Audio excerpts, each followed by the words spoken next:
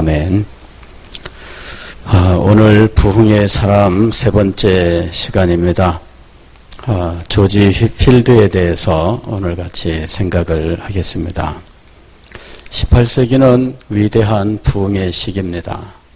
그때는 그 부흥의 지속 기간이나 부흥이 일어났었던 그 지역의 범위에 있어서나 그리고 활동했었던 하나님의 종들의 수에 있어서나 그 어느 시대보다 더욱더 영광스러운 시대였던 것이죠. 그때 하나님께서 영국의 잉글랜드에서, 즉 다시 말씀을 드리면은 영국도 우리나라처럼 경상도, 전라도, 충청도 이런 것처럼 이렇게 지역이 정해져 있었고요. 우리가 오늘날 남한, 북한 하듯이 영국도 남북에 이렇게 또 이 스코틀랜드, 잉글랜드 이런 식으로 구별이 있었어요. 그런데 땅덩어리가 우리보다 훨씬 큽니다. 우리보다 훨씬 큽니다.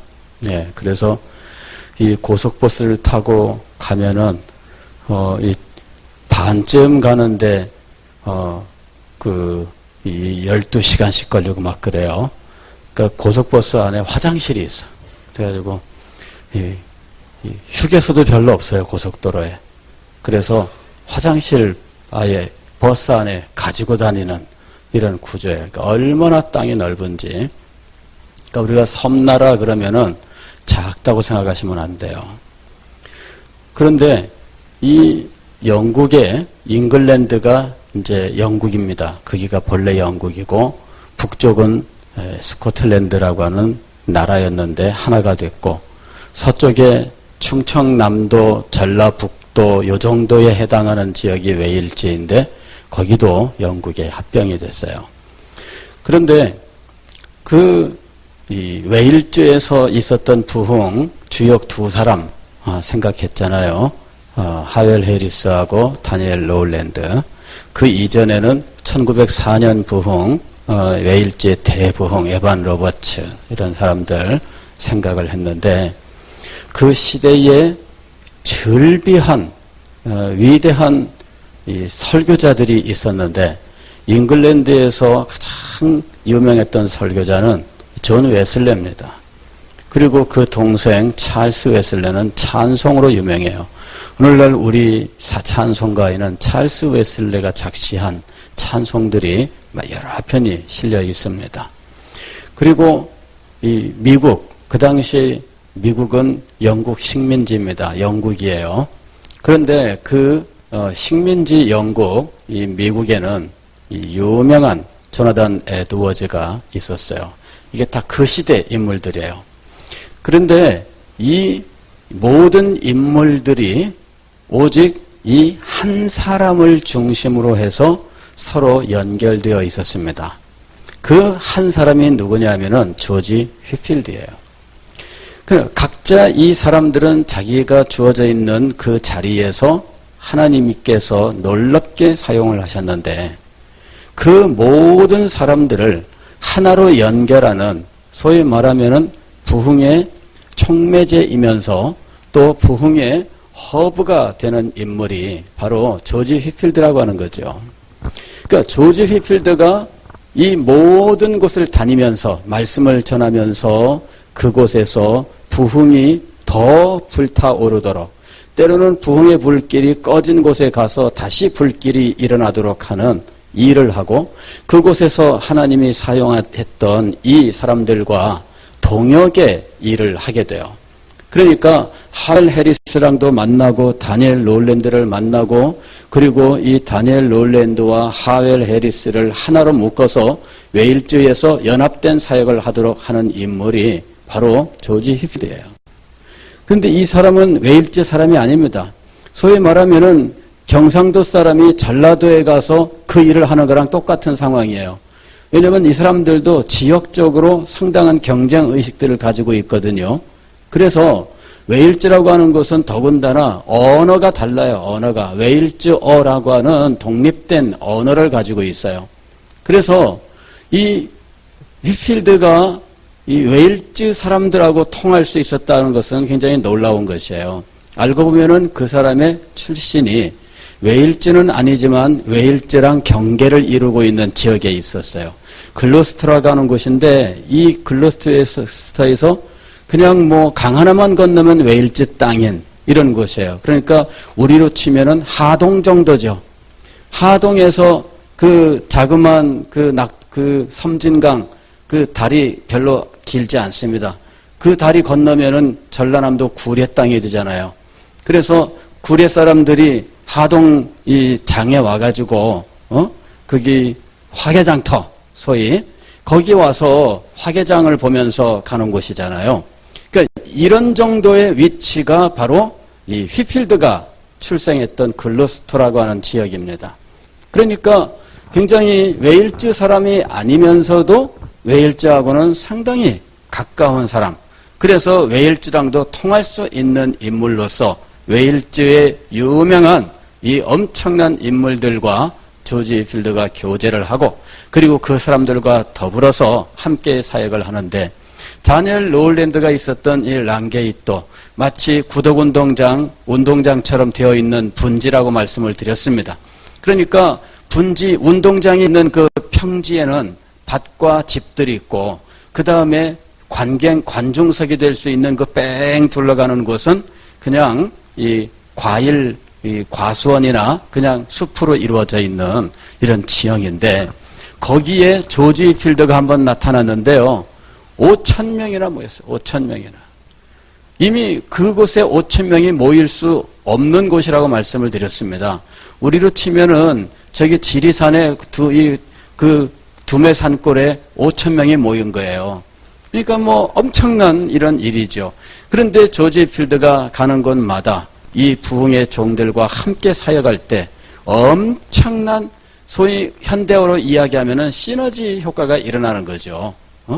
누가 누구와 경쟁하는 것이 아니라 서로에게 불을 붙여주는 이런 일들. 즉 철이 철을 빛내게 한다 이런 말이 있습니다. 즉 쇠의 광채를 내기 위해서는 쇠를 문질러서 광채를 내는 거예요. 이것이 철이 철을 광내게 한다는 거죠. 예, 이런 일들이 일어났어요.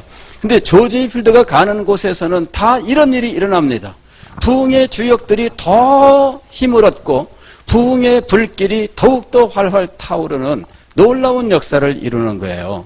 조지 휘필드는 존 웨슬레랑도 아주 가까운 사이입니다. 원래 존 웨슬레에게는 뭐 제자 격에 해당한달까 하여튼 굉장히 직속 후배에 해당하는 인물이 바로 조지 휘필드예요. 그러나 조지 휘필드가 하나님의 은혜를 받아 사역을 할 때 존 웨슬레는 아직도 회심하지 못한 상황이 있었습니다. 그리고 나중에 존 웨슬레가 회심을 하고 그가 사역을 시작할 때에는 이 조지 휘필드가 이미 전국적으로 국제적으로 높이 떠있던 인물이었기 때문에 존 웨슬레가 조지 휘필드가 깔아놓은 일들을 따라가면서 사역을 하게 돼요. 그래서 이 조지 휘필드는 이런 그 위대한 인물들과 이 서로 소위 현대어로 이야기하면은 네트워크를 가지고 있는 인물이에요. 다 이 사람을 통하면 저쪽도 연결되고 저쪽이 이 사람을 통하면 이쪽이랑 연결되는 이런 인물이었던 거죠. 이 사람이 미국을 7번 방문하고 7번 방문했던 그때에 다시 귀국하지 못하고 미국 땅에서 죽습니다. 그런데 그 미국에 그렇게 많이 갔는데 미국에서 1차 영적 대각성이라고 하는 일이 일어나요. 그것이 1739년에 일어나는데 그것이 2년 동안 지속이 됩니다. 그런데 그때 이 불길을 붙이는 인물이 누구냐면은 조지 휘필드예요. 그리고 이 불길에 불이 붙어서 정말 이 또 다른 불길이 되어서 미국 식민지 전역을 불붙이고 다녔던 인물이 조나단 에드워즈였고 그 다음에 소위 테넌트 부자 길버트 테넌트 뭐 이런 그 아버지와 아들이 다 이렇게 하나님 앞에 쓰임받는 그런 일들이 있었어요. 그래서 미국 식민지가 그 당시에 독립 전이잖아요. 1774년에 독립을 했으니까 그때로부터 뭐 불과 한 30 한 35년 이 이후의 일입니다. 근데 그때의 이 대부흥을 미국 식민지가 다 경험을 하는 거죠. 독립할 때 13개 주였는데 이 13개 주가 하나가 될 수 있었던 이유는 이 부흥을 함께 경험했기 때문이다. 이렇게 보입니다. 경제적으로 그들이 정치적으로 하나의 어떤 이슈를 가지고 있었지만은 그들이 하나 될 수 있었던 이 정서적인 일치, 그것은 부흥이었던 거예요. 그러니까 이 미국의 독립에도 이 영적 대각성이라고 하는 것은 엄청난 영향을 미쳤던 거죠. 그런데 이 모든 일들을 아우르는 인물이 누구냐? 조지 휘필드예요. 그리고 스코틀랜드에서 이제 이 1742년에 소위 캠버슬랑 대부흥이라고 하는 부흥이 일어나게 되는데 이 부흥도 이 조지 휘필드가 가서 휘발유를 뿌려요. 기도의 불길이 캔버슬랑에서 있습니다. 그런데 이 캔버슬랑에 가서 이 불길에다가 휘발유를 뿌리는 인물이 조지 휘필드예요. 조지 휘필드가 나타남으로 해서 그 불길들이 갑자기 확 하고 퍼져나가면서 소위 캔버슬랑 대부흥이라고 하는 놀라운 역사가 일어나는 거예요. 그래서 18세기의 부흥은 조지 휘필드를 이야기하지 않으면은 이야기할 수가 없습니다. 조지 휘필드를 알아야만 18세기 부흥을 말할 수 있고요. 조지 휘필드를 말하면 18세기의 부흥을 다 말할 수 있는 이러한 연결점을 가지고 있다는 거죠. 그러면 조지 휘필드라고 하는 인물은 그렇게 엄청난 인물로서 애초부터 대단한 사람이었느냐 하는 겁니다. 이 사람은 그 태생은 그렇게 고귀한 핏줄이 아니에요. 굉장히 낮은 신분을 가진, 지금도 영국에는 귀족이라고 하는 계급이 있잖아요. 신분이. 그런데 그때에는 이 신분제가 굉장히 엄격한 시대였어요. 그럴 때 조지 휘필드는 신분상 이렇게 무슨 좋은 신분이 아닙니다. 그냥 평범한 그런 가정인데 어머니는, 아버지는 일찍 돌아가시고 어머니가 혼자 아이를 키우는데 여관업을 했다 그래요. 여관. 오늘날도 여관업을 하게 되면은 이게 정상적인 업이 아닙니다. 예.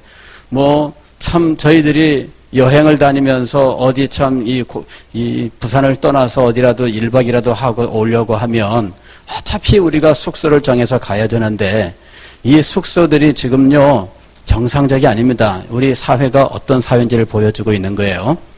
그런데 이 여관업이라고 하는 것은 굉장히 힘들고 굉장히 천한 일입니다. 굉장히 천한 일이에요. 근데 이 어머니가 여관업을 하였는데 그 행실은 그렇게 정절이 높았다 이렇게 말할 수는 없는 그런 상태였다 이렇게 얘기를 합니다. 그러니까 거기서 보고 배우는 것이 뭐가 있겠어요. 그리고 어머니 자신도 교육 수준이 높지 않기 때문에 이 휘필드를 제대로 무슨 교육을 한다거나 이끌어준다거나 이럴 수 있는 상태는 아니에요. 그냥 15세 때까지 학교를 다니고 생활이 어려우니까 학교를 중단하고 어머니가 경영하던 여관에서 그냥 소위 말하면은 사환으로 일을 한 거죠. 그리고 이 여관업이 힘들어져서 결국은 이것을 폐업을 해야 되는 상황이 되었는데 그러고 나면은 살 길이 막막해요. 이 조지 필드가 이제 나이도 이제 이 18세가 다 됐는데 어디 갈 데가 마땅치가 않은 거죠. 독립을 해야 되잖아요. 근데 갈 데도 마땅치 않은데 그때 어떤 사람이 우연히 이야기를 해줍니다. 여기서 이렇게 살 것이 아니라 대학을 가라. 응? 대학을 가라. 그렇게 이야기를 해줘요. 그래서 이 학교도 15세까지 다니다가 중단하고 여관에서 사환 생활을 하고 있었던 이 휘필드가 대학에 가지 하는 손님의 말을 듣고 이 사람이 대학을 가겠다는 꿈을 가지게 돼요.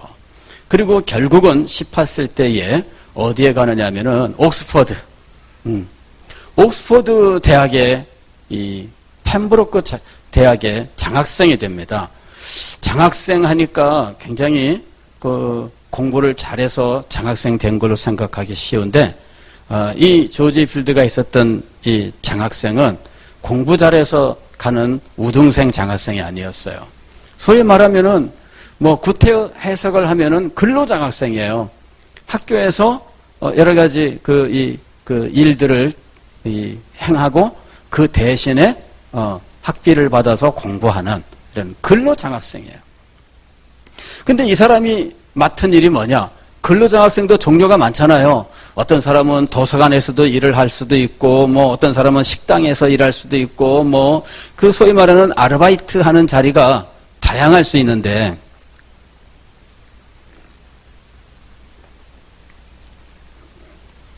조지 필드는 귀족 출신들 기숙사 청소당번이야.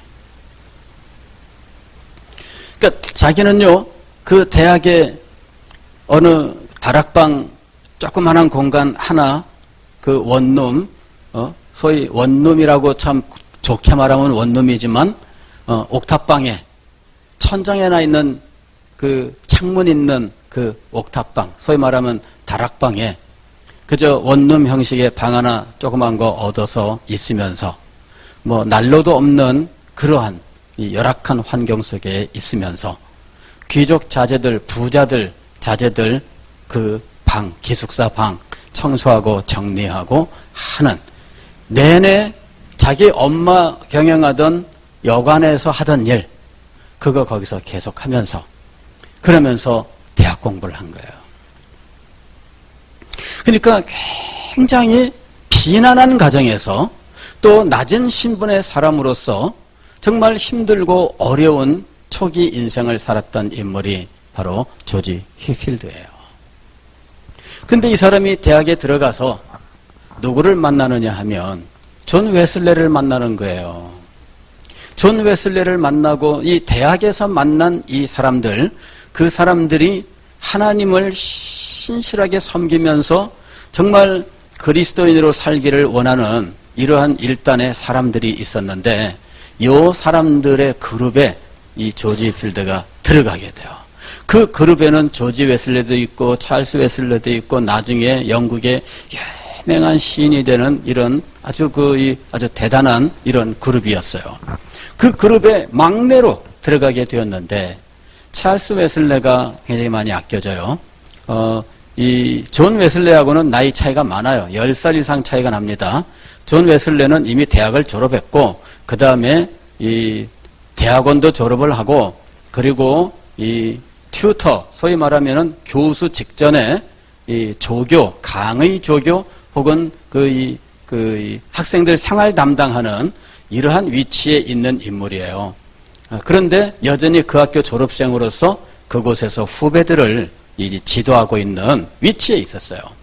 조지 필드가 거기에 막내로 들어가게 되었는데, 찰스 웨슬레가 조지 필드를 많이 아껴줍니다. 이 사람들이 하는 일이 뭐냐? 일주일 동안 금식도 하고, 그 날짜와 시간을 정해놓고 금식도 하고, 그 다음에 이 고아원 방문, 양로원 방문에서 봉사하고, 이제 이러는 일들을 하는 거예요. 그러니까 신앙 훈련을 하는 거죠. 신앙 훈련을. 그러면서 이 그룹은 자기의 경건 생활을 위하여 짜여진 이 일과표를 가지고 실천하는 이러한 아주 굉장히 타이트한 경건의 삶을 실천하는 그룹이었어요. 이 사람들이 워낙에 이것을 잘 정해놓고 실천하기 때문에 외부 사람들이 이 사람들을 가리켜서 메서디스트라고 불렀어요. 메서드라고 하는 것은 영어로 방법이란 말이에요.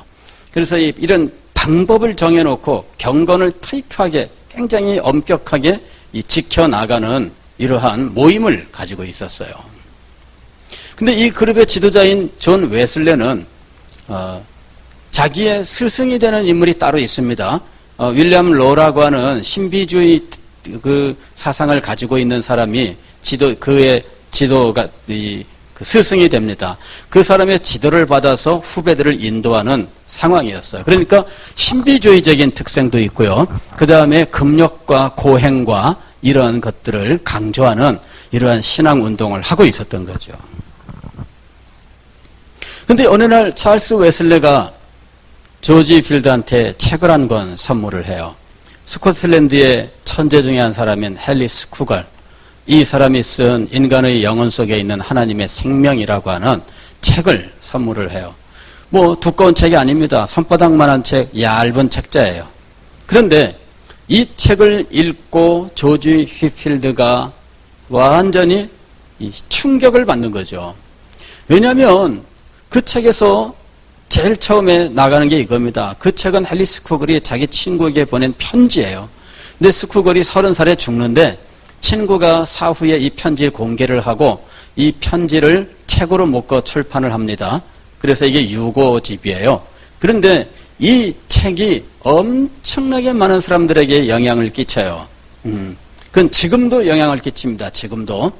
그런데 이 책을 조지 필드가 읽고 충격을 받는데 이 책은 헨리스 쿠걸이 자기 친구한테 신앙에 대해서 써서 보낸 편지입니다. 옛날에는 편지가 100페이지씩 돼요. 예? 얼마나 이게, 그러니까 이 편지지로 쓰면은 뭐 한 몇백 페이지가 되는 거죠. 그게 편지래. 그러니 그 편지에 뭐라고 돼 있냐면은 친구요. 그리스도인이란 어떤 사람인지에 대해서 얘기해보자. 그게 대뜸 그렇게 나가는 거예요. 그리스도인이란 누구냐? 그리스도인은 기독교 국가에 태어난 사람을 말하지 않는다. 기독교인은 기독교 집안에서 태어난 사람을 말하는 것이 아니다. 기독교인은 교회에 나가는 사람을 말하는 것이 아니다. 물론 다 그 사람들이 기독교인일 수는 있지만 기독교인의 정의, 기독교인의 정체를 말하는 거예요. 그리스도인은 도대체 누구냐 이거죠. 그리스도인은 그의 영혼 속에 하나님의 생명이 있는 사람이다. 그 영혼 속에 하나님의 생명이 주어진 사람이다. 그래서 조지 필드가 충격을 받는 거예요. 자기는 그리스도인이 되기 위해서 지금 이 신앙 모임에 참석을 했고 그리스도인이 되기 위해서 일주일에 한 번씩 금식을 하고 일주일에 또 한 번은 양로원 방문하고 고아원도 방문하고 그 공부 시간 또 근로장학생으로 일하는 시간 그 틈틈이 이런 일들을 실천하면서 그리스도인이 되려고 했는데 도대체 그렇게 해서 그리스도인이 되는 것이 아니라 하나님의 생명을 받아야 한다니. 지금 조지 필드는 자기가 이제까지 해왔던 모든 것들을 뒤집어 엎는 말씀을 본 거예요. 그래서 그가 하나님 앞에 엎드려 기도하기 시작한 겁니다. 하나님, 저는 지금까지 그리스도인이 되기 위해서 이러이러한 일들을 해왔습니다. 마치 바리새인처럼 일에 한 번씩 금식을 하고 그 근처와 회양에 11조를 드렸습니다. 길거리에서도 기도 시간 되면은 서서 기도를 드렸고 그 다음에 옷에다가는 경문을 차고 다니면서 했습니다. 이렇게 말하는 바리새인처럼 지금 조지 필드가 하나님 앞에 나는 이렇게 했습니다. 그런데 헨리스 쿠걸이 하나님의 생명이 주어진 사람이 그리스도인이라고 말하고 있는데 제가 저를 들여다볼 때 제 속에 생명이 있는지 확신할 수 없습니다. 하나님의 생명이 내게 있습니까? 내 속에 하나님의 생명이 있다는 증거가 무엇입니까? 하나님 앞에 기도를 드려요. 그런데 답이 도대체 이게 답이다 이런 것이 자기에게 나타나질 않는 거죠. 그래서 이 문제를 붙들고 피나는 기도 생활을 시작하는 거예요. 밖에도 나오지 않고 그냥 아예 이 두문불출 이렇게 하면서 기도에 매진을 하는데 그렇게 있다가 난로도 없는 이 옥탑방, 여러분 거기 가보시면 알지만요, 건물 자체가 다 돌로 돼 있어요. 바닥도 돌이고 벽도 돌이고 장식품이 없어요. 그러면은 겨울에 얼마나 춥겠어요. 겨울에 그곳에 덜덜덜 떨다가 그만 독감에 걸려가지고 완전히 이제 사경을 헤매는 상황이 되는 거예요. 하도 조지 필드가 안 보이니까 찰스 웨슬레가 도대체 뭐 하고 있냐 그러면서 기숙사 그 방을 찾아왔어요. 가서 보니 사람이 다 죽어가고 있는 거예요. 그래서 급하게 응급조치를 하고 뜨거운 수프를 끓여서 먹이고 간호하고 해가지고 이제 겨우 살려놨어요. 알고 봤더니 먹을 것도 없어서 제대로 먹지도 못하면서 덜덜덜 떨면서 그 겨울을 그 방에서 지낸 거예요. 얼마나 가련하고 얼마나 불쌍한 상황에 있었는지. 그러나 조지 필드는 그러한 환경 속에서 그는 하나님을 바라보고 하나님의 인도하심을 구하고 하나님께서 주시는 답을 구하고 있었던 거예요. 찰스 웨슬리가 돌아갔지만 몸을 학대하지 말아라, 넌 네 몸을 챙겨라, 수없이 말을 하고 갔지만 그러나 조지 필드는 하나님 앞에 기도하기를 중단하지 않았습니다. 드디어 기도 시작한 지 6개월이 되었고 어느덧 부활절이 다가오게 되었는데 고난주간 동안에 조지 휘필드에게 놀라운 은혜가 임했던 거예요. 그러면서 그가 소위 말하는 이 은혜 체험을 하는 거예요. 아, 그리스도인이 된다고 하는 것은 바로 이것이구나 하는 것을 그 체험을 통해서 알게 되었어요. 우리가 성경도 배우고 복음도 배우고 기도 생활도 하고 이것도 저것도 경건이라고 하는 것들을 실천도 하고 봉사도 하고 때로는 금식도 하고 별거를 다 하지만 그러나 무엇이 없으면 안 돼요? 하나님께서 그를 만나시는 하나님을 만나는 체험, 그리스도를 만나는 이 체험이 없으면 안 되는 거예요. 그가 기도 중에 놀라운 은혜가 그에게 임하는 것을 체험하고 그 속에서 그리스도를 만나고 그 하나님을 깨달으면서 그는 그때 변하게 되는 거였어요. 그리고 나서 얼마 후에 글로스터 대주교로부터 이제 준목, 소위 말하면은 이제 그 설교자 자격을 얻고 그리고 이제 1년 후에는 이제 목사 안수를 받게 되는데 이 사람이 이렇게 은혜를 받고는 자기 고향에 있는 한 교회에서 설교를 한번 합니다. 그게 그의 생애 첫 설교예요. 우리나라 나이로는 24살. 그 나라 만으로 세는 나이로는 22살에 인생의 첫 설교를 자기 고향에 있는 한 교회에서 하게 되었는데 그 첫 설교 때 15명이 그 삶이 변하게 돼요. 놀랍게 은혜를 받고 15명이 변화돼요. 그러니까 이 사람들이 이전과 이후가 전혀 다른 완전히 변화된 사람이 되니까 사람들이 깜짝 놀라죠. 그러면서 이 조지 휘필드가 그때부터 여기저기로부터 이제 초청을 받는데 그때 런던에 가서 사역을 해요. 놀랍게 런던에서 사역을 하고 그리고 유명한 인물이 됩니다. 나중에는 이 미국에 가요. 조지아, 미국 남부의 플로리다 위에 그 곳에 가서 사역을 하고 거기서 고아원을 좀 도와달라 이 부탁을 받고 고아원을 거기서 이제 자기가 모금을 해서 돕기로 그리고 평생 동안 죽을 때까지 그 일을 합니다. 미국과 영국 다니면서 말씀 전하고 그리고는 이제 헌금을 받으면 그 헌금은 고아원에 쓰는 거예요. 그 조지 필드가 미국에서 설교할 때 있었던 일화가 있습니다. 미국의 독립선언서를 기초했었던 인물이죠. 그 피레침 발명한 사람이 누구죠?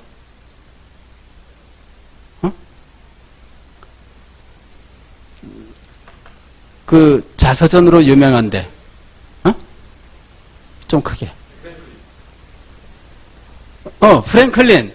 그래요, 프랭클린. 벤자민 프랭클린, 그죠? 예. 이 사람이 굉장히 무신론자입니다. 예, 무신론자예요. 그런데 조지 필드를 굉장히 좋아해. 이래가지고 조지 필드가 미국에 와서 설교를 하면요. 그러면은 이 사람이 자기 일 제켜놓고도 갑니다. 평소에는 교회 안 가는 사람이에요. 가게 되면은 반드시 이 사람이 조지 필드에게 설득을 당해가지고 헌금을 하고 오는 거야. 그래가지고 어느 땐가는 너 왜 가기만 하면은 조지 필드에게 설득을 당해서 돈을 헌금을 해야 되느냐? 난 이번에는 안 한다 결심하고 가는 거죠. 가가지고선 설교를 듣는 동안에 헌금해야지 이 마음이 생기는 거예요. 설교를 들으면 조지 필드는 그게 있어요. 이 전달력이 뛰어나고요. 이 사람은 발음만 가지고도 사람을 울릴 수 있었다 그래요. 마케도니아 뭐 이렇게 말 한마디만 해도 사람들이 막 울었대요. 아무 의미도 없는 말인데 그 정도로 이 목청이 좋고요. 아주 그 사람들에게 호소력 있는 이런 분이었다 그래요. 그런데 이 프랭클린이 어느 땐가는 이제 불평을 한 거죠. 조지 필드는 다 좋은데 설교가 너무 길어. 설교가 너무 길어. 그거 짧아지면은 참 좋을 텐데. 그래가지고 한 번은 설교가 몇 분을 넘어가면은 내가 헌금을 안 하겠다. 이렇게 결심을 한 거죠. 그래가지고서는 가서 이렇게 있는데 과연 그 시간을 넘겨요. 그래가지고 약속대로 이제 오늘은 헌금 안 한다 이러는데 조금 더 듣고 있다 보니까 그래도 해야지. 그러면서 조금 더 지난 다음에는 금액을 올리자. 이래가지고 설교 끝날 때는 자기 기대보다 훨씬 길게 했지만 오히려 헌금은 더 많이 했다는 이런 일화가 있어요.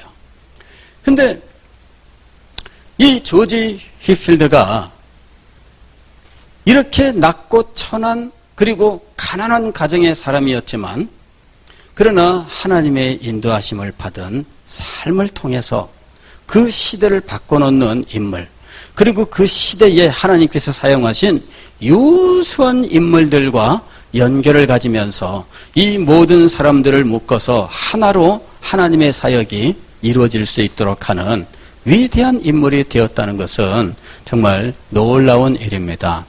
이 사람의 이 말년의 생애를 보면요. 워낙 많은 지역을 다니면서 말씀을 전해서 기력이 다 쇠합니다. 근데 자기의 건강 돌아보는 사람이 아니었어요. 그래가지고 죽을 때에도 이 1770년 미국의 독립이 있기 한 4년 전이잖아요.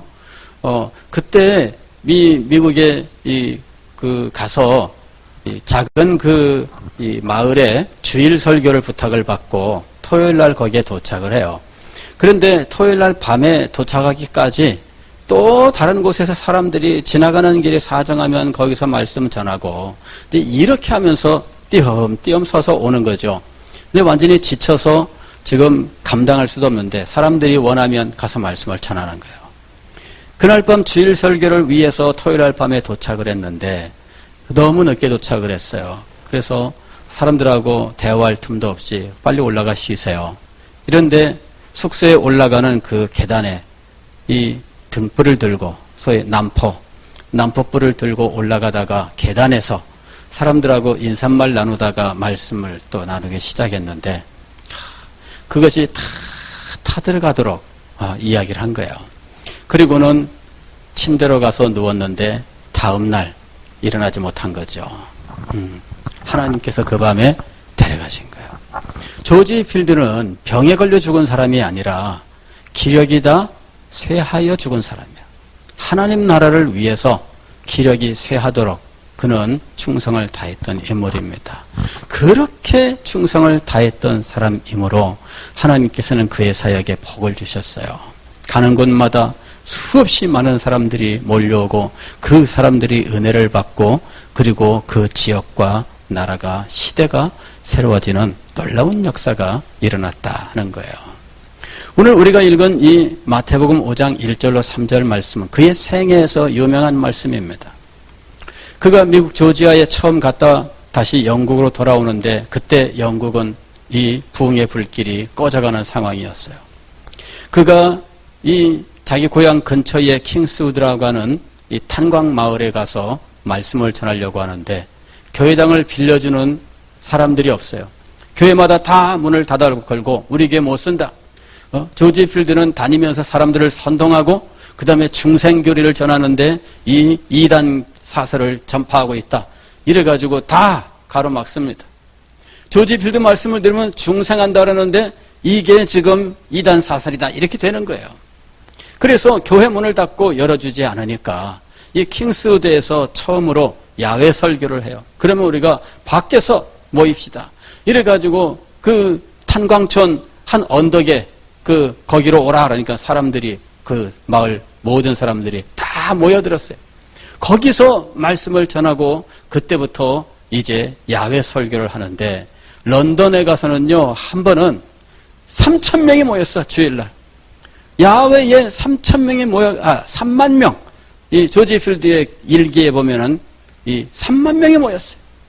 그러니 얼마나 그 힘들겠어요. 여러분 3만 명을 앞에 놓고 마이크도 없이 설교를 해보세요. 여기서 저 끝에 있는 사람들이 말씀을 들을 수 있을까요? 그런데 신기하게도 말씀을 들었다 그래요. 그러니까는 조지 히필드의 이 목소리는요, 자기의 모든 기력을 다 짜내는 그러한 이 설교였던 거예요. 한 번 설교하고 나면은 마라톤 한 번 뛴 것처럼 자기의 모든 힘이 다 빠져버릴 정도로 마라톤 42.19km 뛰고 나면은 몸무게 10kg 빠진다 그럽니다. 그만큼 이 마라톤 이게 경기 한 번이 10kg 체중을 빠지게 할 만큼 엄청난 기력을 빼앗는 일입니다.